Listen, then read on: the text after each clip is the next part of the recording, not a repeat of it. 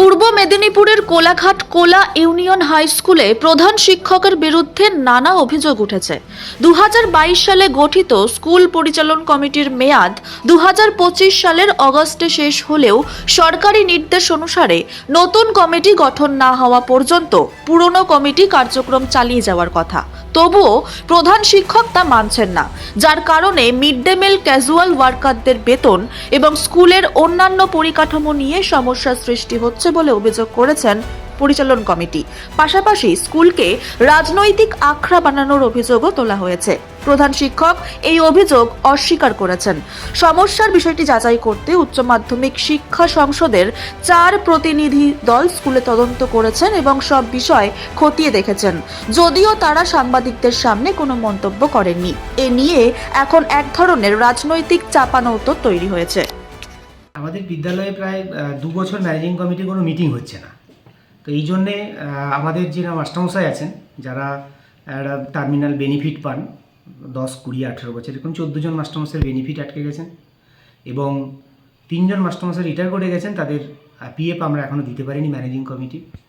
আপনারা জানেন যে আমাদের স্কুল কিছু গ্র্যান্ট পায়, যেটা আমাদের স্কুলে একটা সিএলআরসি সেন্টার আছে, সেখানে ওই যারা একটু অন্ধ, যারা হ্যান্ডিক্যাপ, তাদের জন্য একটা সেন্টার আছে, তাদেরও একটা ইনস্ট্রুমেন্ট কেনার জন্য পয়সা দেওয়া হয়, সেটাও ইউটিলাইজ করতে পারছি না। ফলে অনেকগুলো গভর্নমেন্ট গ্র্যান্ট আটকে আছে, অনেকগুলো বেনিফিট আটকে আছে। এই জন্য আমার পক্ষ থেকেও আমরা মধ্যশিক্ষা পর্ষদকে এটা বিষয়টা সম্পর্কে জানিয়েছিলাম এবং মধ্যশিক্ষা পর্ষদ সেটা সারা জমিনে তদন্ত করতে দেখতে এলেন যে কি কারণে এখানে ম্যানেজিং কমিটির মিটিং হচ্ছে না বা সরকার কী পদক্ষেপ ওনারা নেবেন সেই বিষয়ে ওনারা তদন্ত করে গেলেন। ম্যানেজিং কমিটির যারা আছেন তাদের সাথে তারা বলছেন আপনি তাদেরকে ডাকেননি বা বলেননি কোনো প্রকার মিটিং। 2023 সালের পরে আমি 7টা মিটিং ডেকেছি, 3টে চিঠি করেছি, একাধিকবার বিষয়ে আমরা আহ্বান করেছি, ওনারা সই করতে রিফিউজ করেছেন।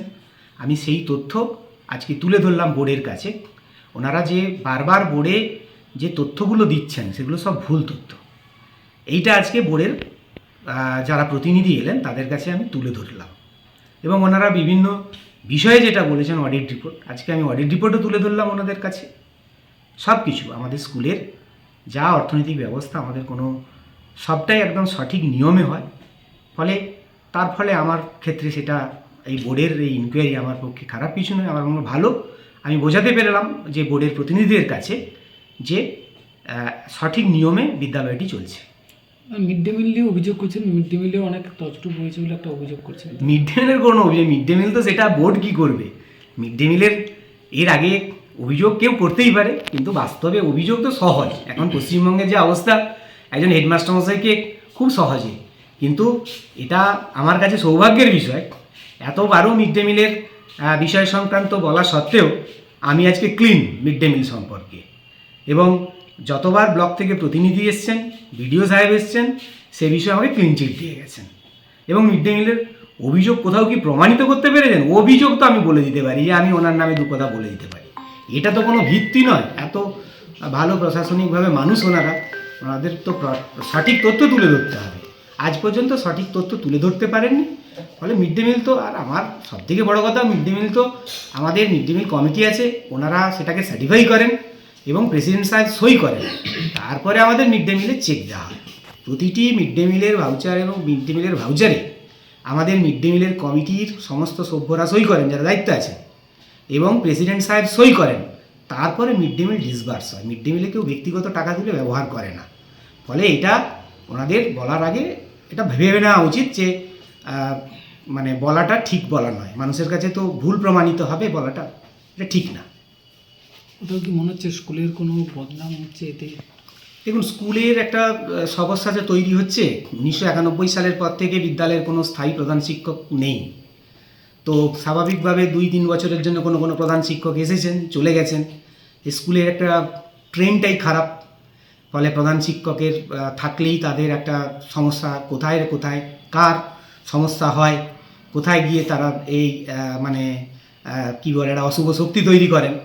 আমি প্রায় 10 বছরের কাছাকাছি হতে গেল এই বিদ্যালয়ে আমি প্রধান শিক্ষকের দায়িত্বে এসেছি। আমি স্বচ্ছতার সঙ্গেই কাজ করছি।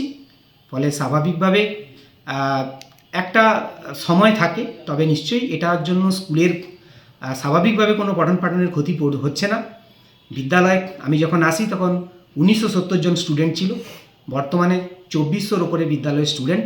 বিদ্যালয়ে ইংলিশ মিডিয়াম সেকশন তৈরি হয়েছে।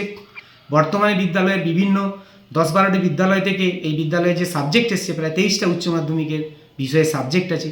বিভিন্ন এলাকা থেকে ঝাঁপিয়ে পড়ে বিদ্যালয়ের এখানে অ্যাডমিশান ফর্ম নিতে আসে এবং তারা এখানে ভর্তি হওয়ার জন্য অপেক্ষা করে।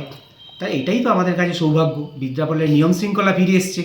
স্বাভাবিকভাবে এই পার্শ্ববর্তী স্কুলে চলে যাওয়ার যে অভ্যেস, এখানে আমাদের বিদ্যালয়কে, কোলা ইউনিয়ন উচ্চ বিদ্যালয়কে একটি সুনামধন্য প্রাইভেট স্কুলের সঙ্গে আমাকে প্রতিযোগিতা করতে হয়।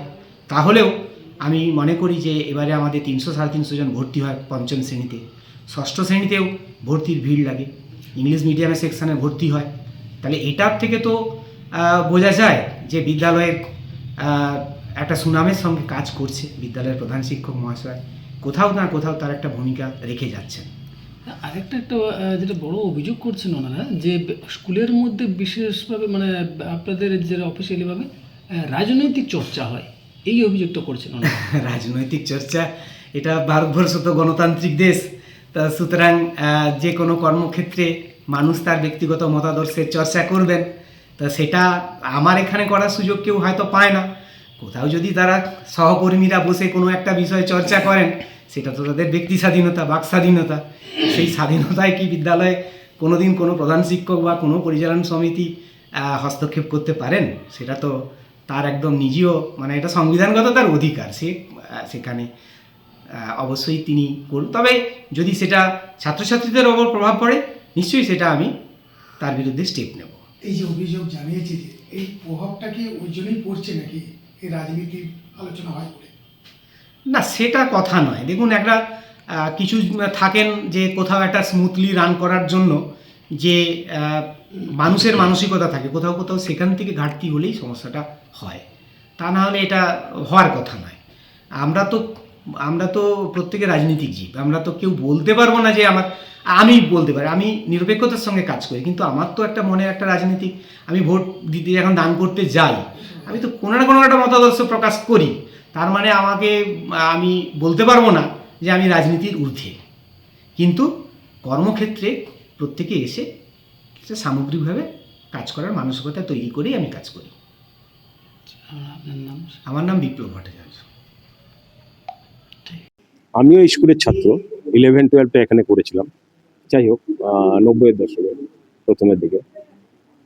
তো গত 23 সালে আমাদের এই স্কুল 100 বছর উত্তীর্ণ হয়েছে। আমরা খুব জাঁকজমক করে সবাইকে নিয়েই আমরা করেছিলাম, সেলিব্রেট করেছিলাম 100 বছর।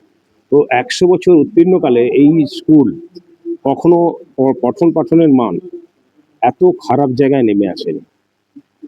ছাত্ররা বলছে স্কুলের ইউরিনাল বাথরুমগুলোতে গিয়ে মানে ব্যবহার করার অযোগ্য, অস্বাস্থ্যকর। আজকে ওনারা হেডমাস্টার মশাই পরিষ্কার করিয়েছেন, সেটাই ওনারা আসবেন জেনে বোর্ড থেকে। আজকে ভালো লাগবে গেলে, কিন্তু ইন জেনারেলি কোনো সময় পরিষ্কার পরিচ্ছন্ন থাকে না। আর পড়াশুনোর মান একদম নিচে। স্কুলে 4 বছর, প্রায় 4 বছরেরও বেশি সময় গিয়ে কোনো ফিক্সড রুটিন হয়নি, যার ফলে ছাত্ররা ভীষণভাবে বঞ্চিত তাদের পড়াশোনা থেকে। এবং কোনো স্কুলে কোনো রুলস নেই। উচ্চ মাধ্যমিক, মাধ্যমিকের রেজাল্ট অত্যন্ত খারাপ হয়েছে, যা মানে কোলাহাটবাসীকে লজ্জায় ফেলেছে।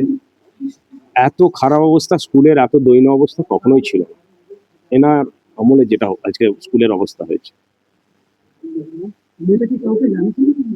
আমরা আমাদের প্রেসিডেন্ট সাহেব বিআই অফিস থেকে আরম্ভ করে বোর্ডে কোথাও চিঠি দিতে বাকি রাখেননি। আমরা এটা নিয়ে বারবার আলোচনা করার চেষ্টা করেছি, কিন্তু উনি কোনো রকম এমসি হচ্ছে গিয়ে মানে এই সমস্ত সিদ্ধান্ত নেওয়ার হেড, সেটা আমাদের কাছে সেই আছে, বোর্ডের ডাইরেকশন আছে। তা সত্ত্বেও উনি সেগুলো গ্রাহ্য করছেন না, যার ফলে আজকে স্কুলটার এই অবস্থা।